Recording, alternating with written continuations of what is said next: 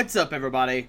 Welcome back to Team Fish Knuckles YouTube channel. Today we have a national sport, and this time we have Pablo, who is talking about his national experience, obviously, in Mexico, and he's actually played this Greninja BREAK deck. Now, if you don't know, Pablo is the one who runs the Tablemon channel on YouTube. I'll leave the link down below in the description. We talk a lot about his channel, and about this deck list, about the tournament, and about the nationals coming up for US and Canada as well. So it's a very, very good report. Pablo does touch on a lot of great topics, like consistency versus luxury, which is the big thing that we talk about in this video.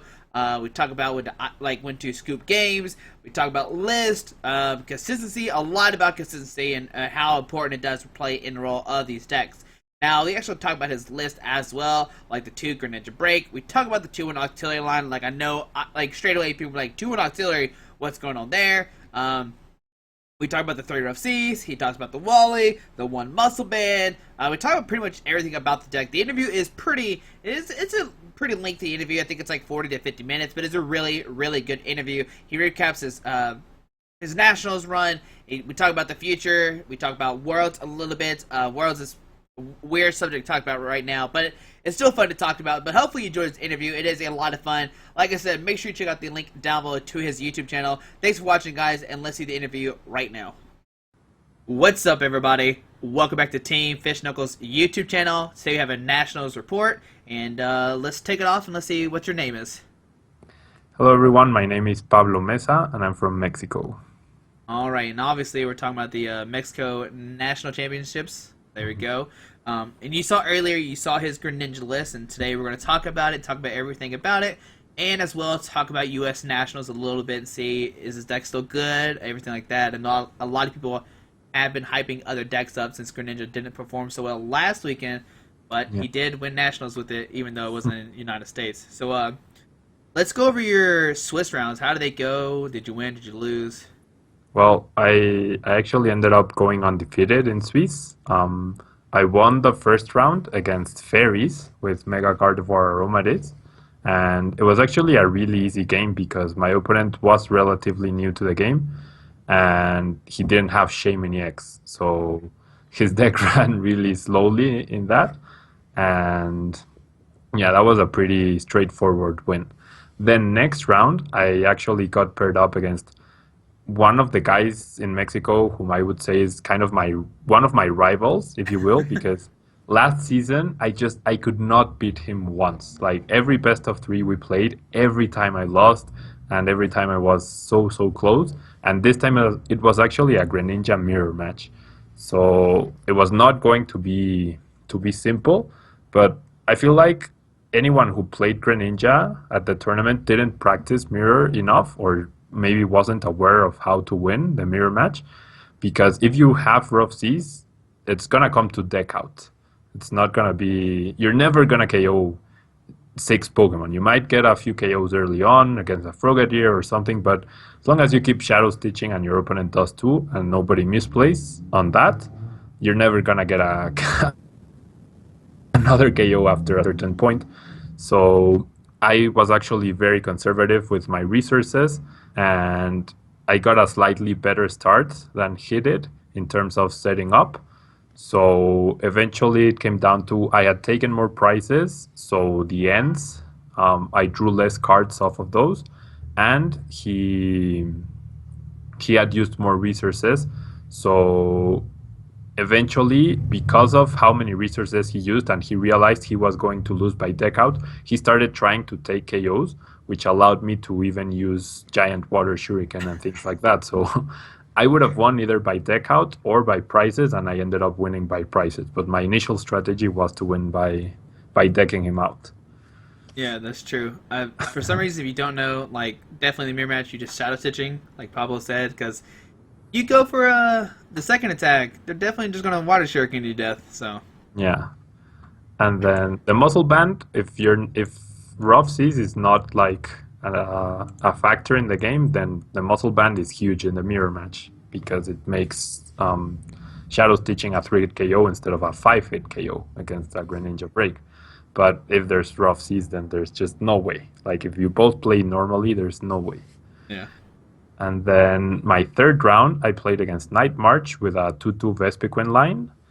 But the Vespiquen line, I wasn't really worried about it because, yeah, he could one-hit KO me, but Night March one-hit KOs you anyway. So the only important aspect for that is it has higher HP, but then again, a Fighting Fury belted Pumpkaboo also has 100 HP, so you still need an ability to KO it, right? So it didn't really change the matchup dynamic at all, and I feel really confident with Night March against Greninja. Like I feel like under normal conditions where you're gonna lose a lot of prizes early on, but as long as you're able to get a string of ends going and get a few KOs here and there, eventually the giant water shurikens will be too much. Even if they manage to chain Hex Maniac over and over, eventually they will run out, and you are also taking KOs. So with the N, I feel like N really gave a ton of power to Greninja.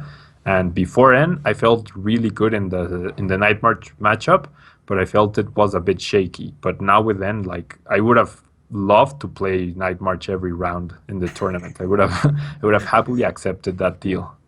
So I won the first game really like under normal conditions, and then the second game was really weird because my opponent started. My opponent went second. He chose to go second. So I went first and started off with a Jirachi and a Froakie. I got the Wally, the single Wally I used, so I used it immediately onto the Frogadier. And then it was his, and I passed, and then it was his turn, and he did all the battle compressor and everything, and all the shenanigans, and he KO'd the Jirachi, but he only had an active Joltik and a benched Pumpkaboo. So I had a Verse Seeker, and I had two energies, and I had the Dive Ball. So I evolved Frogadier into Greninja, used Wallis into Greninja Break, and Giant Water Shuriken the bench Pumpkaboo and KO'd the active Joltik. So I actually dunked so that was really nice. Like I'm sure that happens 1 in 1,000 games, but it felt really good for it to happen at nationals. It was like the perfect opening hand and everything too. Yeah, exactly. Oh Like my just the one Wallis and everything, and I was like, this. And I was almost going into autopilot into. I was about to say water duplicates, but then I was like, no, I don't need to. That was really cool. That's really nice. Yeah. And then round 4, I played against Darkrai Giratina, who ended up being first seed in the tournament and my opponent in the final as well. And the first game I lost. He put too much pressure on me early on. He didn't run Garbodors, which I feel like Garbodor is the key to the Greninja matchup. Otherwise, it's pretty even, but with Garbodor, it's pretty much a landslide. And yeah, so game 1, it was pretty even, but I couldn't deal with so much early pressure. And there was one turn where I whiffed an energy, and therefore I whiffed an attack. And that was too much to recover from. And then the second game, I won really quickly because he didn't draw too well. And I was able to overwhelm him really quickly with my like 4 Greninjas or something. And then the third game, we didn't get to finish. But given the current conditions, he probably was going to win. And I didn't play to stall him or anything. He argued afterwards that I was stalling him. But I regularly play fast. And it simply, we didn't have enough time. And yeah, he was a bit salty about it. Yeah, I mean, that's what it always seems like with players. I guess they're like, I could win this round if I did this, or my opponent played faster and everything like that. I always kind of hate that kind of sportsmanship. You just gotta, like, oh, I just tied and that's it. And I don't know, maybe you don't know me, but anybody in Mexico who knows me knows I'm probably one of the fastest players in Mexico. So it's just Greninja versus like a 220 HP deck though. Like, what can you do? Exactly. No. And then, so yeah, I tied that round. And then round 5 was against a purely dark deck, which featured Yveltal, Malamar, and Zoroark. But its main focus was Malamar. And he had trick coins and everything. And he was undefeated up until that point. And he was getting like really good flips. But eventually, Jirachi was actually able to put in a ton of work because he loaded the first Malabar with like 3 double colorless energies. So Jirachi was able to. I got okay flips, like average flips, by waking up when I needed to, and I also had AC to get back Jirachi and promote it once again. and yeah, eventually through shadow stitching, I was able to prevent the sleep condition as well. And Megaphone got rid of the trick coin. So with Jirachi, I was able to make it so that on average, he would be flipping three max MR instead of for like 5 or 6 energy. So he was dealing like 90 damage on average, and he never got the 3 flips to 1 KO a Greninja or a Greninja break, so I was able to overwhelm him by the 2-for-1 price trade-off. And that pretty much happened both games. And then round 6 was Trevenant, which, as you probably mentioned during the list review about my 3 Rough Seas, that was actually like my Saturday brain. I don't know how to say it in in English, but like I woke up like the light bulb coming on. Yeah, exactly. I woke up Saturday morning and I was like, nope, I don't need two Octillery. I can take one out so that I don't reduce the basic count, but I still get the benefits of Octillery, and I'll play the third Rough Seas.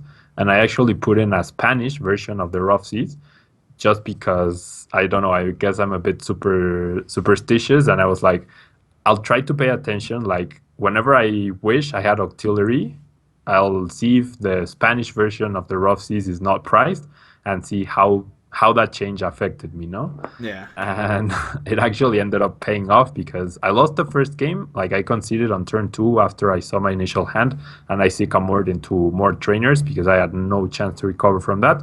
And I figured like with the third Rough Seas, I did have a chance to win the match, so I wanted to save time. And then the second game and third game were as I expected. Like he got the early Trevenant, but I got an okay flow of supporters and energy, and I hit the Rough Seas when I needed them to. And in the third game, I believe our Rough Seas stuck like for 3 or 4 turns. So my field was completely healed off of any damage. And I mean, I think it comes down to that against Trevenant. How well you draw under the item lock, and then how many Rough Seas you play, or how easily he's able to counter them. And I guess I was fortunate enough that the third Rough Seas did end up paying off. Another thing too, like you said about game 1, how you conceded turn 2. I think that's the thing that people have to realize as well. Like if you're playing against Vileplume or Trevenant, and you know you're just going to lose, you just need to concede. There's a time limit, which I know a lot of people don't recognize. Yeah, and like some of my best friends, whom are also some of the best players in Mexico, I always tell them that, because every tournament they complain, like they tied 4 rounds, and you're like, that's only your fault. That's your fault for not A, playing a little bit faster, and B, for not knowing when to concede, because I know they tried to play it out until the last possible turn. And I guess I advocate that in my videos as well, but only when playing online, because you never know. I mean, you're just playing for fun, but in a tournament, you have to be very conscious of time management and your current situation. Exactly. Like, there's a lot of people who are like, no, I know I can win if blah, blah, blah happens, but if blah, blah, blah doesn't happen, you've ate up 10 to 15 minutes of praying. Yeah, exactly. It's how probable is that if? If that if is not very probable, then you might as well concede there and try to find a better scenario to win. Exactly. Mm-hmm. And then the 7th round, which I was, I guess, telling you a little bit about, was against Vespiquen Vileplume. And he ran a single Regice, a single Aegislash, and a 1/1 Zoroark line, okay, as techs in that deck. Okay. And that was the most bizarre round I've ever played in my 15 years of playing the Pokemon TCG. Because, like, when I saw my opponent, I know the guy, he's my friend, and he's been playing that deck since, I guess, state championships for you guys and city championships for us. And he's done pretty well with it. But yeah, like before the round, all my friends were saying, "Oh, don't worry, you've won 4 and tied 1, so you can still lose this one and win the next one, and you'll make it." Blah blah. Because I was under a ton of pressure to make day 2, and I was like, I guess I entered the match a little bit defeated, like just trying to calm down and make sure I was focused for the 8th round. But then as I was going to still play it out. And then, I don't know, as the games progressed, like, I knew he ran basic energy up to 3 because he ran the Regice. And we had played before. So I figured the Jirachi strategy would only get me so far. And I don't know, because of how I drew and what he drew, he didn't get Valplum early, but I drew so bad, or rather, I didn't draw any item cards that even though he didn't have Valplum, it didn't really matter. But I did get a ton of supporters. Like, I would have the Wallies and the Fishermans, and I would be drawing energy. So at some point, I had to use Jirachi to place 10 damage onto a Vespiquen with 2 basic water energy, sacrifice that Jirachi, and then I had 2 Frogadiers in play, and I had the Wallies in my hand, and I was holding on to that.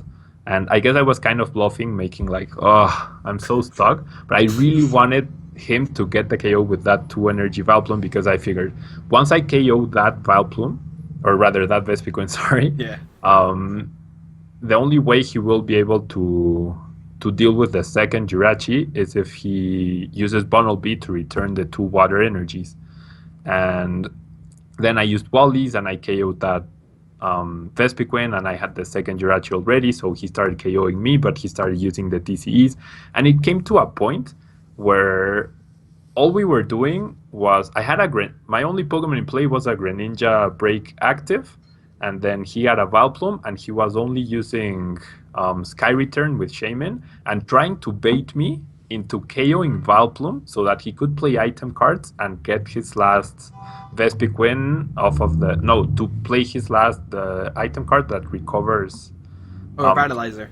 Yeah, Revitalizer, to recover a Vespiquen line and KO me, but I knew he was playing to that, and there was a Rough Sea, so he wasn't dealing any damage to me, and it was like a crazy setup. And just before that, a Remoraid had taken a KO on a Vespiquen, because before that, he was out of DCEs, okay? He only had the 1 basic water energy remaining, so he was using Vespiquen's attack, that deals 10 damage, and he draws up to 6 cards. But I was like alternating between Jirachi and Remoraid, and eventually a Remoraid took a KO on a Vespiquen. That's like between the Night March Greninja Break turn to double KO, and a Remoraid getting a KO. I mean, I don't think anyone's ever seen a Remoraid get a KO. I hadn't ever attacked with Remoraid before that. I've seen Octillery attack. That's about the closest thing I've seen. Yeah. But not a Remoraid. I've never personally attacked with Octillery in all my testing or my tournament matches, but I have taken a KO with Remoraid. There you go. So yeah, that was like the craziest 2 games I ever played. Those were the 2 games. And so I ended up winning, and I was 6 wins, 1 tie up until that point. So all I needed was to ID my last round. My opponent accepted the 2 ID. He was actually playing Night March with Garbodor, so I guess that would have been a bit rougher to win. Yeah. And I ended up being 2nd seed going into Top Cut. Now, was Top Cut the same day, or was it the next day? No, it was the next day. Okay. Now, going into the night, you know, like, you're playing your top 8. You know who you're playing against. Are you nervous at all? Or are you excited? How are you feeling?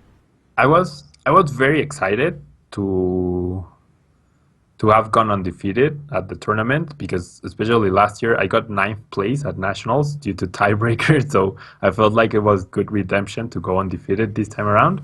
But because of the pressure, like, because I guess of the high standard I've set with the channel and the goals I set myself at the start of the season and everything, I was feeling very pressured and very tense, because I knew that if I made top 4, I would get the day 2 invite. But if I lost in top 8, like, I think I would have preferred to simply not make top 8 than to be at the top 8 and then lose it. Yeah. And I knew I was facing Mega Manectric Pyroar, which I guess Pyroar, yeah, it's weak to water and everything, but Mega Manectric is not exactly the easiest Pokemon to deal with for Greninja, because you both get Rough Seas healing, he deals a little bit more damage, you do get the 2 price trade-off, but he sets up a lot faster, So I wasn't like, I knew I could win, and I had beaten this guy playing this exact same deck in a regional tournament, but like I would have preferred to play against Night March than than Mega Man X3 Pyro. So the tournament, due to delays and technical issues and everything, the Swiss rounds ended up finishing at 10 p.m. and I got home like at 11:30. I I tried to fall asleep and I just couldn't until like 2 a.m. and then 5 a.m. I was like, shit, it's Time to game go. time. Yeah, like I couldn't like it took me 15 minutes to get to the venue, but couldn't sleep anymore because of the nerves. I understand. So how did top 8 go? Um, Debate went pretty well. We got our decks checked. He got asked to resleeve, and I think that might have affected the first game because I helped him resleeve and everything. And afterwards, he shuffled, and the first game I won really quickly because he priced 3 Mana EX. Like after he didn't draw a single prize. He started three Lilios, the basic from Pyro, Yeah. and then I KO'd them. I didn't start off too well either, but I got off. I got out of the. I got out of that position earlier than him, and then he flipped over his prizes, and 3 Mana EX were there. So he was never meant to win that game one. And then on game two, it was the opposite. I got a really terrible hand. I drew past for like 4 turns after he used Judge on me turn one. I started off with 3 basic Pokemon, so I had 4 cards in my hand, and he had a choice to either AC up the active Shaman and bench it for a full 6 cards, or use Judge. And he opted to use the Judge, and that completely screwed up my hand. And I couldn't draw out of it. Like I just drew past. Not even Bubble saved me at that point. Jeez. And so I lost that second game really, really quickly as well. And then the third game, it was a lot more even than the previous two, but he still got like a little bit stuck in the beginning, and he whiffed a few energy. So eventually it came to a point where I only had 2 Greninjas, but they were both breaks, and all his Manectrics were damaged. And he actually didn't play Rough Seas. He played, I believe, the Silent Lab. I believe he played Silent Lab. Okay. So that was a big advantage for me because I obviously didn't play my own Rough Seas to allow him to heal himself. So there was one point where he had a lot of Shamans benched, and he had 1 Manectric and 1 Mega Manectric benched, neither with energy and both with enough damage that I could simply Giant Water Shuriken whoever he attached energy to and get that KO. So I prevented energy every single turn, and that got me the win. And I was really ecstatic at that point because I knew I had sealed my day to invite. There you go. Yeah, that's exciting. Yeah, it's pretty amazing. Yeah. Going to top 4, are you like? So you said earlier that you're nervous because you set like such a high standard for the channel and everything like that. Yeah. But are you focused on winning now, or are you just so excited you made day 2? Like before I took that last KO, I knew I would be happy with the top 4 because anything above top 4 would have simply been greedy. But now that I was in the top 4 and I knew I was playing against Night March, like I started to believe that I could make it at least to the final. Yeah. You know, maybe I don't know if win the tournament, but I started to go from nerves to hype to like, well, maybe it's my day. So what happened against the Night March deck? Night March, like his list was super consistent, 4 of everything, like nothing out of the ordinary. And I honestly, like I told you earlier, I feel really confident in the Greninja versus Night March matchup. I feel like the only reason you would lose that is because you don't draw out of a bad situation early on. But if you manage to survive the first 3 or 4 turns and manage to stabilize a little bit, you should never lose as long as you don't make any mistakes or your opponent doesn't like draw godly off of the 2 or 3 card ends. And I don't know, I call it like standard conditions happened, and I got both wins in a pretty similar way. Giant Water Shuriken eventually made the 2-for-1 price trade-off too much for him to deal with, and I won pretty quickly and pretty, I'm not gonna say easily, but pretty, I don't know, as expected. Yeah, and You would just expect that matchup you can to say go. easy. That's fine. did did the Night March Garbodor player, did he make it past top 8 or no? No, he lost in top 8 against Vespiquen and Vileplume. Oh, okay, okay. Yeah. All right. Uh, Are you good? Yeah, yeah. And then the other top 4 match was Vespiquen and Vileplume against Darkrai Giratina. And Darkrai Giratina ended up winning. Do you know if that was close or was that like a 2-0 game or something? I think it was close because I finished in like 20 minutes and they played until time, so I think it was really really close. But I couldn't see any of the match. Okay. All right. So going to the finals, you're playing against, I guess, the one guy that you tied against. So are And you? would have lost against as Yeah. well. So are you? Is this the moment you're like, all right? So I got second place. Like, you're like, Yeah, yeah. at one point I was like, okay, I'm not meant to win Mexico Nationals. I'll have to accept that. I'll have to come to terms with that. But it's fine. I have my day to invite. I'm winning a ton of booster packs. That I'm like anything above this is being greedy. So this is great. Second place, that's perfect. But I'm still gonna try my best because I did win a game off of him, and as long as he doesn't get like that super explosive start or standard conditions happen, I do have a shot. I know I do have a shot because I did test Darkrai Giratina personally before the tournament. It was my second choice after Greninja, and I knew how important Garbodor was to the matchup, and without Garbodor, I knew I had a chance. Okay. So what happened? So first game, that was also one of the closest and craziest games, I guess. And if you would ask, like the judges at the end were commenting how they were really surprised I won it because at one point it was either two prizes to my six or one prize to my six. Like I had only a Greninja a Greninja break going, and he had a ton of energy in play and everything, but he had used a ton of resources.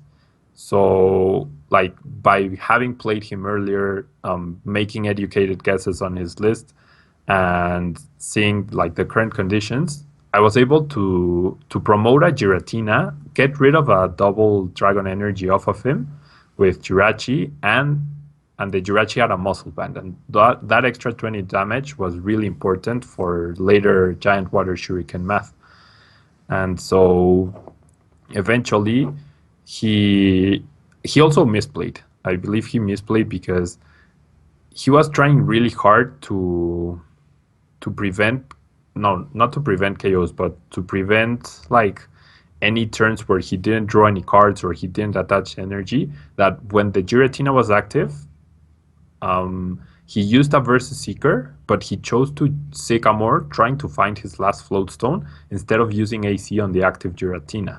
Like he wouldn't have taken a KO because of the Jirachi effect, but he figured that he would be okay to hit that float stone. He still had like 15 cards left in his deck, and he opted to do that because he knew he wouldn't be able to attack that turn anyways, because I think both his escape ropes had been used up at that point. So he whiffed the float stone, and his Giratina got stuck active, and that allowed me to end him the next turn down to one prize or two prize, I don't remember exactly, and I was able to come back from there because I was able to get back my Greninjas going with Sacred Ash and everything. And honestly, I was considering conceding before that situation, but I was also thinking, well, if this doesn't work, I'm out. But I've brought it to this point, so I have to keep going. And that Giratina never left the active spot. I opted.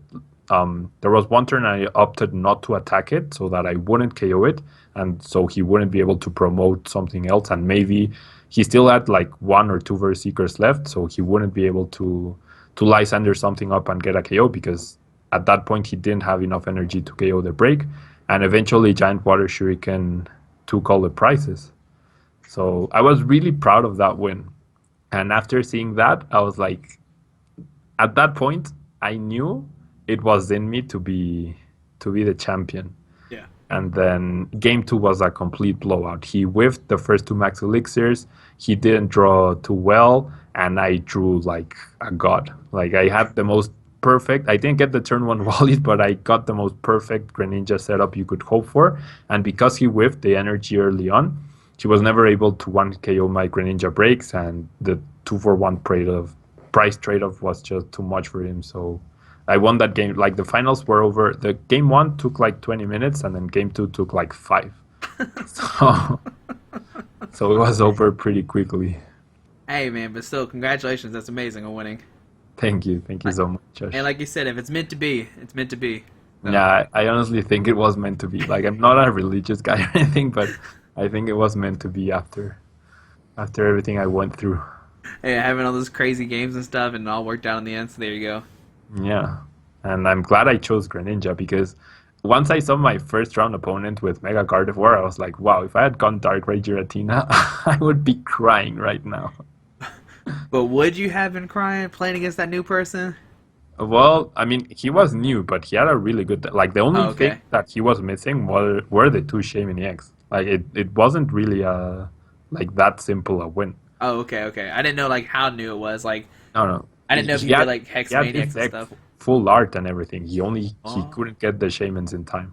okay, okay. I understand. And then I understand. Yeah, that's probably a pretty rough matchup for sure. Yeah.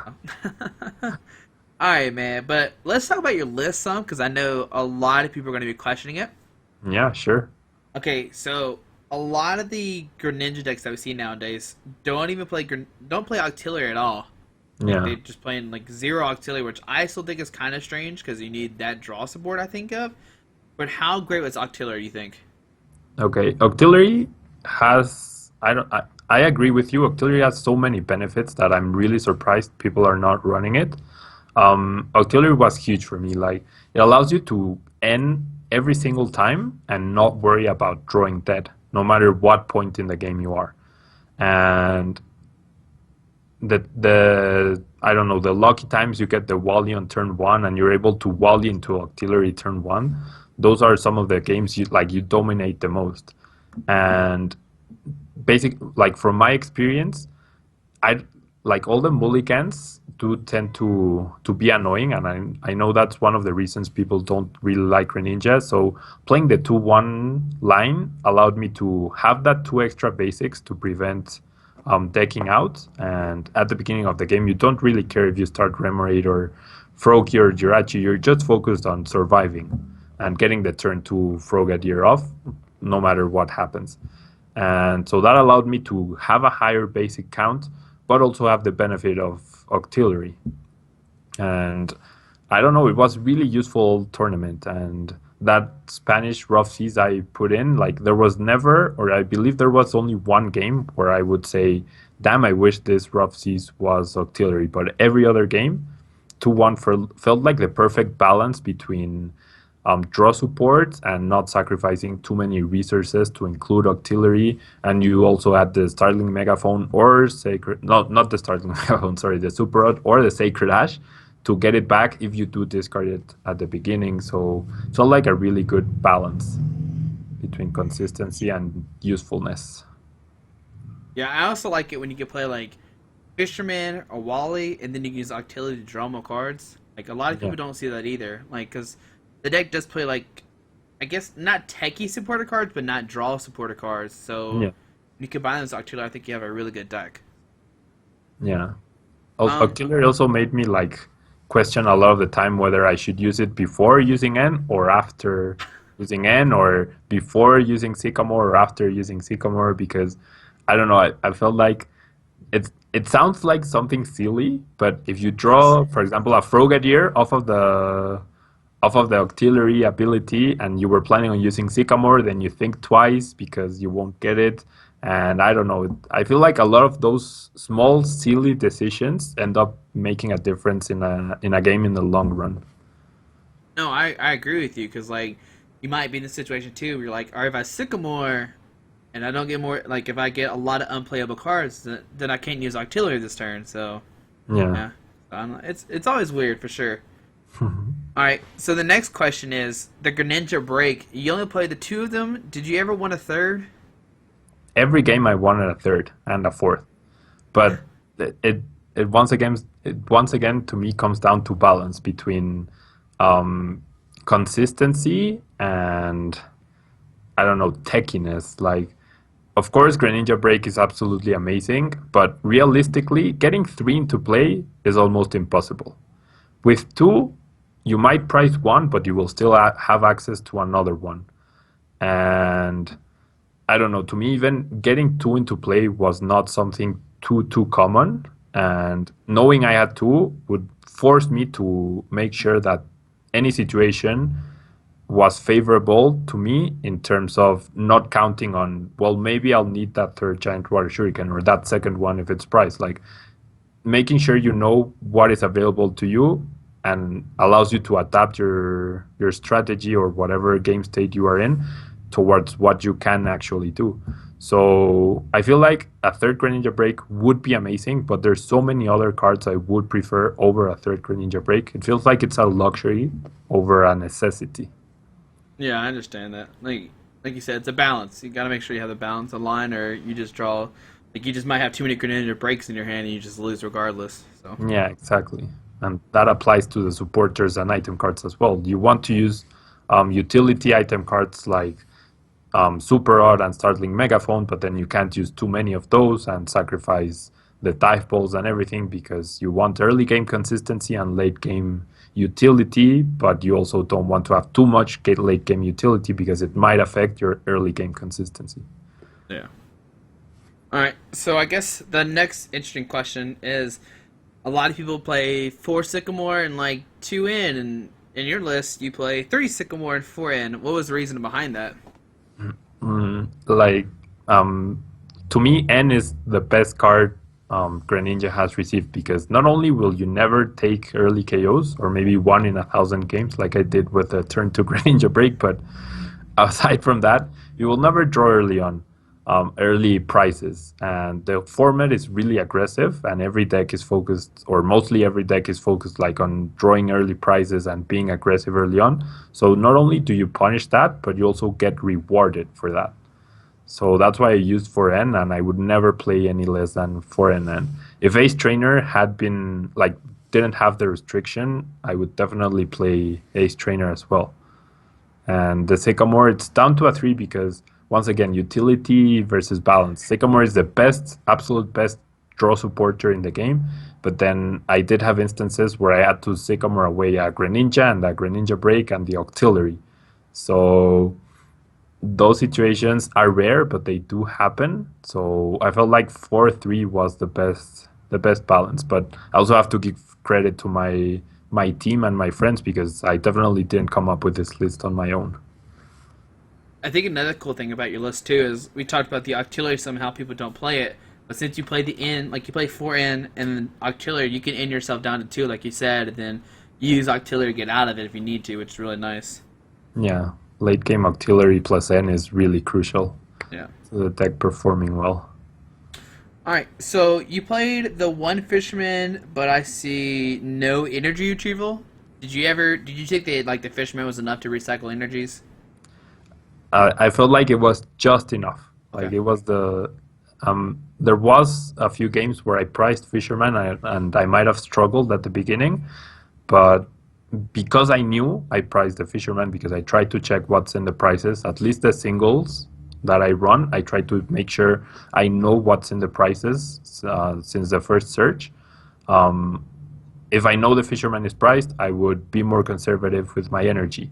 Or if I knew it was available, then I would be less conservative. So as long as I feel like as long as you know what's available to you, you can adapt to it. So I know some people run to Fisherman, or I even ran the energy retrieval myself before N got released and everything. But to me, it was a luxury more than a necessity. Like it allowed you to play less, I don't know, less strict or less perfectly if you knew it was available to you than if you know it's not available to you at a certain point. How do you adapt to compensate for that? That's true. Alright, so I guess the next question some people want to ask is the megaphone. Like, it kind of makes sense, especially now since Garbodor is getting some kind of hype. Since Darkrai guaranteed Garbodor is like kind of becoming a thing now. But what Yeah. was your idea going into the tournament? Like, why were you playing the Megaphone? It was mostly because of Fighting Fury Belt. Fighting Fury Belt usually forces you to get an extra giant water shuriken off or an extra attack off to KO the two EXs, making the trades maybe less favorable or allowing your opponent to get another attack off. So the Startling Megaphone, I didn't get to face off against any Garbodor. It obviously would have been useful against those, but I feel like it was really, really crucial to fight off the Fighting Fury belts, and it came especially handy in the final. Okay, yeah, I do like you said in the final, because a lot of the Dark Gear team decks already play the Fighting Fury Belt, like you said, 220 HP, Yeah. really hard to take down, so it's really nice to be in there. Yeah, because without the Fighting Fury belt, like the math works out really nicely between the muscle band or two giant water shurikens plus a shadow stitching with a muscle band, like all the little math going on with Uyu water shuriken, the small one, and then the giant water shuriken and everything. I feel like it really works out to help you out with the math and getting exact KOs and not wasting any energy. That's true. All right, speaking of the Muscle Band, you only played one. Was that like another thing of like consistency versus like luxury kind of thing, or what was the reason behind it? That was because I couldn't fit more. I honestly would play more muscle band. That extra 20 damage again helps out with the maths, and I played it because I knew I wanted to run it, and I didn't play more because I couldn't fit them. But like a second muscle band would definitely be a priority over a third Greninja break, for example. Okay. Now, did you wish you played any other tool cards? Like I know some people are playing like Bursty Balloon, and some people are playing the Hard Charm. Did you ever wish you played either one of those instead? Hard charm, not at all, because I feel like a lot of people, their justification for that is a mirror match. And if you have rough seas, the mirror match is not gonna come down to to KOs at any point, as long as you don't misplay. And then bursting balloon, I do like the idea behind it, but I do feel like it would interfere with the early on setup, perhaps a little bit. So, and playing just the one would not be worth it. If you're gonna run bursting balloon, you either have to run 3 to 4, and I cannot fit 3 to 4 without sacrificing consistency in my list. So I never even considered it. Like I get why it could be good, but I didn't consider it at all. Okay. Now we talked a lot about your list and about your performance and everything, but would you change anything? Like, let's say you redid nationals all over again. Keep the same 60, or do we change it up? I would not change a single card. I would not change a single card. Like, Always, you good. I, yeah, I've been asked that question quite a few times, but I generally do not think. I don't know what I would change. Like maybe you could argue you could go down to a 1-1 Octillery line. Maybe that would be a free spot, but other than that, and I would have a really rough time deciding between a second muscle band or a fourth rough seas. It would be an impossible decision to me. Yeah, but still, I mean, I always like the answer when people say no. I think the list is perfect. I think it's always a cool answer. All right, so looking forward, let's say for U.S. Nationals, correct? Would you still play this deck, knowing that like Dark Eye Giratina Garbodor is getting hype, or do you think this deck can still beat it? I think the deck, how it is, would not be able to beat it consistently. I think you would need to make adaptations to include at least a second Startling Megaphone to begin with, and possibly a second Lysandre in order to try and either get rid of Garbodor or potentially stall out or get rid of double dragon energies through Jirachi. Because having one Lysandre, it's once again, it's really nice, and Lysandre is a really good card, but you cannot rely on the one Lysandre to have it when you need it at the exact time you need it. So upping that up to 2, I think would definitely help. And I mean, the ideal situation would definitely be to get rid of the float stone on the Garbodor and Lysandre it up, and then attack it without KOing it, and then using an ability to KO it next turn and get an attack off and things like that. So if you're aiming towards that, I feel like those would be the two inclusions you would need to make. But don't ask me what you would drop because that's So, impossible. so are you And good? oh, sorry. And but aside from that, like Vespiquen and Valplum, I feel like it's a big threat, but not popular enough to justify not playing this deck. Like going into a tournament, you have to know there's some matchups you're just unfavorable against. You cannot win you cannot be positive against every matchup, at least in my opinion.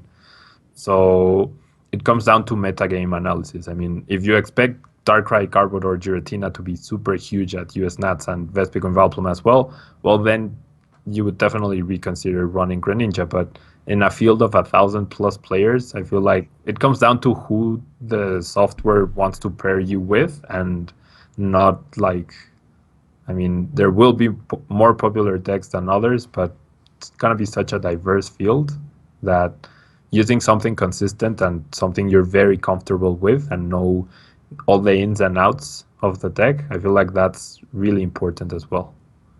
That's true. That's what I always tell people. Going to U.S. Nationals, they're like, do I take for this deck? Do I take for this deck? And I'm like, you don't know. You could play the same 9 rounds 30 different times, and you can play Yeah, 30 different like ways of playing U.S. Nationals. So exactly. yeah, I think like exactly what you said. You want to play a deck that you know that's consistent, and yeah. So Yeah. if you were going to U.S. Nationals, you'd probably play Greninja, correct? Or no? I would go with Greninja, despite the Darkrai Garbodor Giratina hype, and that I know it's an unfavorable matchup. I would still go with Greninja adapted to try and deal better with that matchup Yeah, I think that's due true to the too. hype.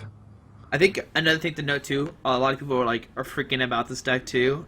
There hasn't been a lot of time for people to test with it as well. Yeah, Like they might get like a week and a half tops, but is that enough time to perfect the list or not? That's the big question as well too. So, yeah, exactly.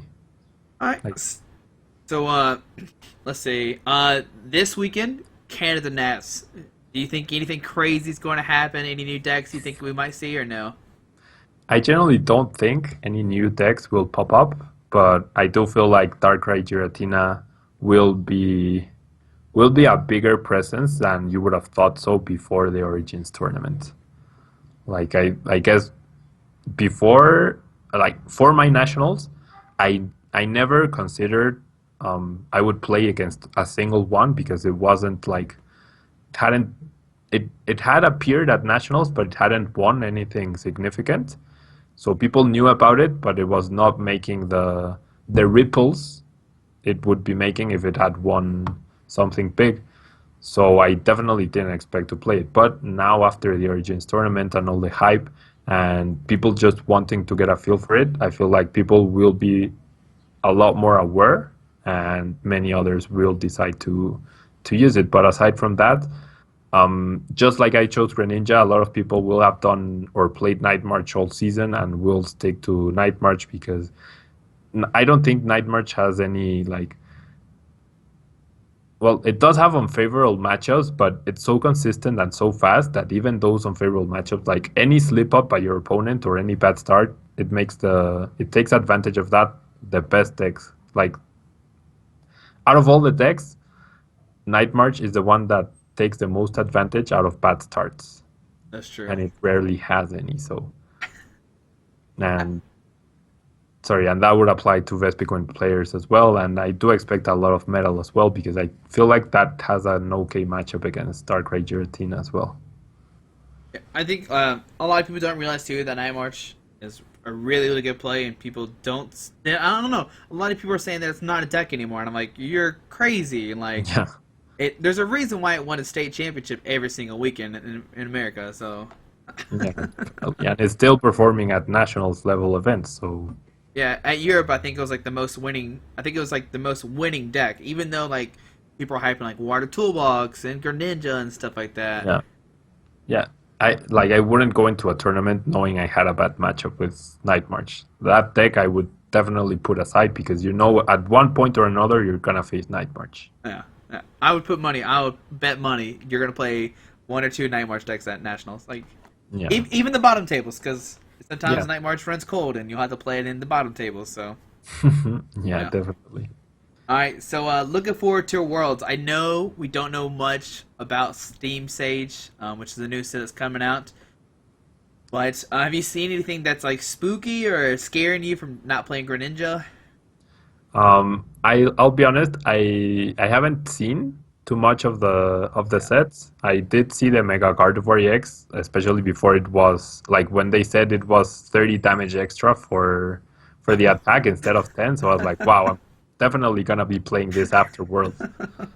But I don't know. I've seen the Volcanion, I've seen the Mega Gardevoir, but aside from that, I was so focused on nationals and testing and everything and getting ready that I honestly haven't even seen the set. Like I don't I've read that the supporter card that shuffles the Pokemon back into your deck is not in the set. Oh yeah, I don't think it's going to Don't be know the same. yet. It's gonna be so. Yeah, I honestly I cannot give you a well informed opinion on that because I haven't informed myself. No, I agree with you. Yeah, I know a lot of people have asked me, "Do you know anything about Steam Sage?" And I'm like, "No," and they're like, "It's called I think it's called Karen. I think that's what it is." Karen, yeah. Yeah, and they're like, "Do you think Karen's in the set?" I don't think this. I don't think it's in the set. I'd put money it's not going to be. So I'd be sad if it's in the set because I want people to play Night March because if Worlds was tomorrow, I would play Greninja. Like I don't know, 2 months from now I might change my mind, but I would be very happy to face off against Night March with my Greninja list as it is. now, do you like this new adaptation to Worlds? Like, it's a whole new format. Nobody knows what it is, or do you kind of hate it? I honestly like it. I mean, I think innovation and change is good. It's different from the past, what, 15 years or Yeah. 13 years of Worlds. So I don't know. I also think it benefits like the top players because those are the ones that A will put in the more time into getting to know the set, getting to know the cards and figuring out the best lists and also recognizing what's good and what's not good. So I do think it's a change that is not only interesting but also benefits the best players out of everyone. Yeah, I think that's the thing to say too, because a lot of the really good players, you'll see them win like state championships with decks, and then that's when people like make lists off their list. And so Yeah. since it's Worlds, they're going to be like obviously the better ones to do well because they're going to be the one making the list, and nobody can copy them because they haven't been published yet. So Yeah. Unless like the set is really crappy and nothing changes at all, which I really doubt. I do think it's a change for not for the better or for worse. It's only an interesting change. yeah, I'm gonna go. This thing too. I don't know how much. I don't know. We'll see. It depends, like you said, how much if it actually changes anything or not. So Have you seen any of the newer cards? Like, have no, you reviewed the set at all? No. I haven't either. I haven't been looking that much. I don't even know. The last time I saw it, I saw that the Gardevoir was plus 30. I didn't even know they changed it to plus 10. Oh wow! So I just informed you of that. Yeah, like I promise, I didn't even know. Like, Wow. all I know about the new set is that they're dual types, and Mega Gardevoir hits for a ton of damage, and that was it. Okay. I didn't even And know. and how about yourself? Are you like without revealing any too top secret information? How are you preparing for nationals? It's what Um, days away? I mean, the way I'm looking at nationals is kind of like you said earlier, consistency and what you know. Yeah. So obviously, the deck I know most is Vesco Valplume. Yeah. So we're definitely doing a lot of that testing. I think it's like you said, it's a really strong play. It's scary though. Giratina is scary. I'm not gonna Yeah. lie. So Definitely. yeah, I'm not as techy as your friend was with the Zoroarks and And the Regice. Regice. Yeah, I see people play like Jolteon under the deck as well, and I'm like, why do you need Jolteon? They're like, it's for Night March, and I'm like, I don't understand. Like, Yeah, Valplum is already a win condition for yeah, Night, right? like, I kind of get it in like Darkrai. Like, if you're scared of Darkrai, you might put the Jolteon in there, and Yeah. I don't even know how the Giratina stuff works. I guess if you attack first, Giratina can't hurt you anymore, kind of thing. So Yeah.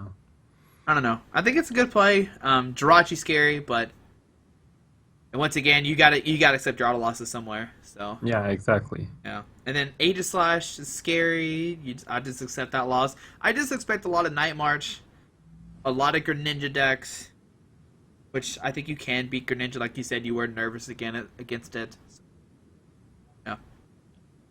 And then I don't know. A lot of people, a lot of the Greninja decks I see don't play Ultra Balls. So that might make somewhat of a difference. I don't know. Yeah. Well, no matter what, I wish you a lot of good luck. Hey, thanks, bud. Now, you want to give me a shout to anybody? My coworkers asked me to give them a shout out, and they actually received me with the Queen song, the champion.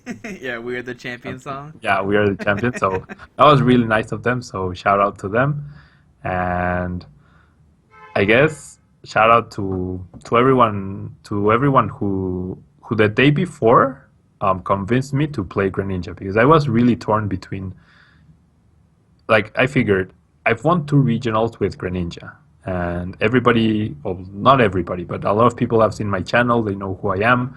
So I think I unintentionally put like a big target on my forehead, like this is the guy to beat. And I so understand that. I was really scared that a lot of people would play something good against Greninja, simply because they knew that if they wanted to win nationals, they would probably have to go through me at one point or another. So I was really torn on the day before about playing Greninja or Darkrai Giratina, like pulling a 180 onto them and surprising them with my with my new deck choice. But then, like, I asked Pokemon people and non-Pokemon people, like, to the non-Pokemon people, I tried to put it in like normal terms, my decision, and I even asked a doctor, like, what would you do? And everybody said, play it safe, play what you know. And so huge shout out to everyone who told me to play Greninja, and without trying to auto promote myself, huge shout out to all the people who have supported me throughout the whole season and who believed in my project that I've been doing so far. I'm sure you can relate to that, and all the support we receive from the people who view the videos. I don't know, to me it's simply amazing that people. I was seeing my stats the other day, and I can't believe people have heard me talk about Pokemon for 2 million minutes. It's a lot of minutes. It's crazy. Like you see And you probably have like what, 5 million minutes. So that's a lot of minutes of people hearing me talk about Pokemon. yeah, it still blows my mind every day. Like when you go Yeah. see the analytics and you just see like how many minutes per week or per month or per year, and you're like, oh my goodness, what is Yeah. going on right now? So, but what's your YouTube channel? Like we know right now, if they don't know for some reason, I mean, right now they see your icon, but if they don't know, I have a link down below like always. But what's Thank your you. YouTube channel, just in case they don't know?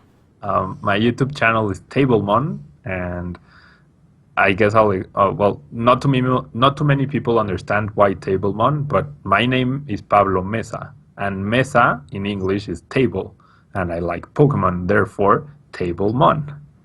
And I put up videos, not this week because I've been pretty worn out from nationals, but I try to put videos every day in both Spanish and English for both the video game and the trading card game, and I try to feature a new deck every week, and try to feature it for like 10 or so games so that people get a better in depth look Yeah. into how the deck works and what are the maybe good or bad matchups, or what to do in when you're drawing bad or when you're drawing good, and everything like that. That's like my purpose, to show everybody else.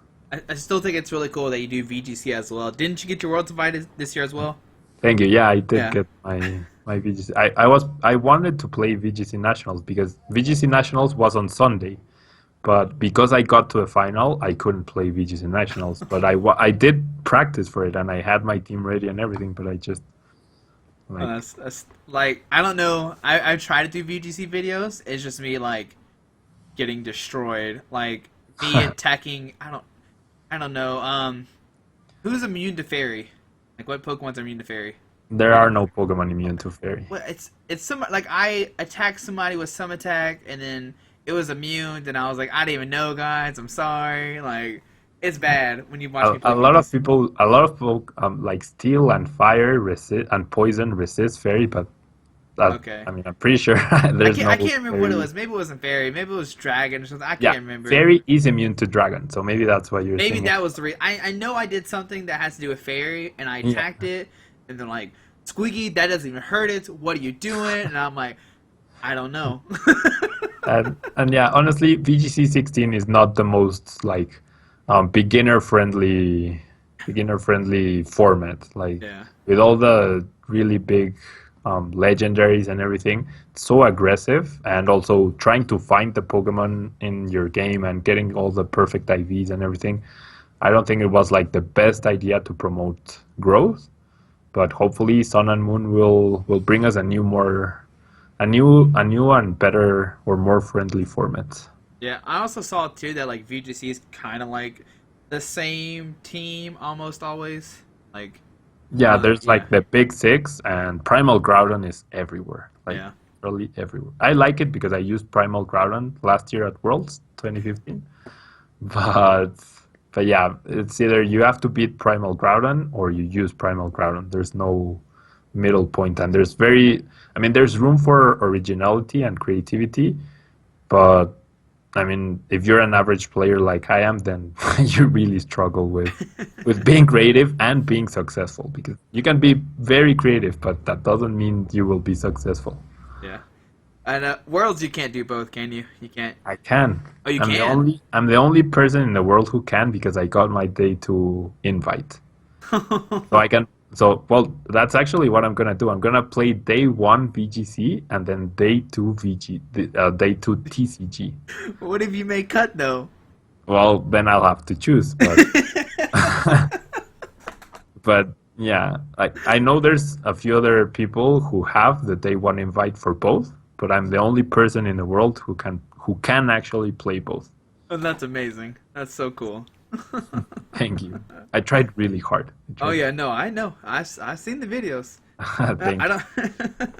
There was one point where I had 149 championship points in VGC, and I needed 150 for the World's invite. So it was a really frustrating point in my VGC career. Oh no, I understand that. 2 years ago, you needed 500 points for the TCG invite. I was 20 points off for 3 months. Oh wow, that's rough. Oh man, I know. And then a lot of people hated me too because I got it. That's when they had the Nationals Day 2 regional thing. Do you remember that at all? Oh yeah, I do. I got it there, so a lot of people were mad at me because I got. Hey, but I'll take it. Yeah, definitely. You have to do everything you can. Yeah, exactly. All right, man. Well, do you want to see anything else before we end the YouTube video? Well, thank you so much, Josh, for the interview, for having me here. I'll try to upload something like special on my channel, probably in Spanish though, to compensate. Oh, that's fine. and, Yeah. and yeah, man, best of luck at your nationals. I really hope you are successful. We'll see. I do have that round one buy, so we'll see how it goes. If that one round pays off or not. How what do you need to get that day to invite possibly? Oh, day 2 invite? Yeah. Whoa. How I'm much at how much CP do you have right now? 420. And I don't know, like 650 should be enough, no? Yeah. Oh, yeah. It should be enough. I don't even know where that is. Like top 8? I know. I don't Yeah, even know. that's well, for Mexico it was top 8 200 points, so maybe it's the same for. I don't know if you guys award more points. I I have to I check. I usually don't look at national points. I just go and just Okay, see how it goes and don't really care. that's fair enough. The tournament is like a luxury. The real purpose of nationals is hanging out with everyone, don't you think? Exactly. Yeah. Same for Because worlds. world's a little bit different, but Okay. Fair enough. nationals is definitely for hanging out with friends and stuff, especially since like people who are on like the West Coast and stuff, and I don't see them throughout the whole year, and then at nationals I can see them and stuff like that. So, Yeah. all right, guys, we're gonna close up this YouTube video. Thanks for watching. Links are down below to, I guess, link is down below to his YouTube channel. Make sure you check it out. Like I said, he does do videos for one deck a week, which is pretty amazing. I know my channel does like one video for each deck every day, while his focus on that, so you get more in-depth analysis on it, which is pretty nice. But yeah, shout out to you, Pablo, for doing the interview. Oh, thank you, Josh, for having me. And thanks for watching, guys. Hope you enjoyed this video. Go subscribe to both channels. Go subscribe to his channel if you don't know about it. Thanks for watching. Have a great night. Alrighty, bye. Bye. Alright, guys, just want to give a quick shout out to our two sponsors, 60 Cards and Yeti Gaming. The links are down below to their websites. Make sure you go check them out. Alrighty.